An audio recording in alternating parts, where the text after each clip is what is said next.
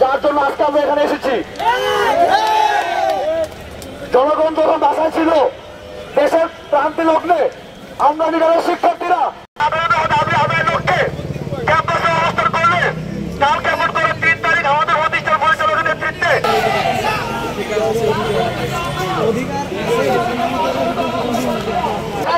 ব্যবস্থা গ্রহণ করতে হবে। অভিযুক্ত প্রমাণিত করিত হয় 6 সদস্য বিশিষ্ট তদন্ত কমিটির বিচারের সাথে সংশ্লিষ্ট না রেখে গভর্নিং সংস্কার এবং সাধারণ শিক্ষার্থীদের দাবি সমূহ মেনে নিয়ে আগামী 3 কার্যদিবসের মধ্যে আমরা কেউ হতে পারে গ্রামে থেকে উঠে আসি নাই।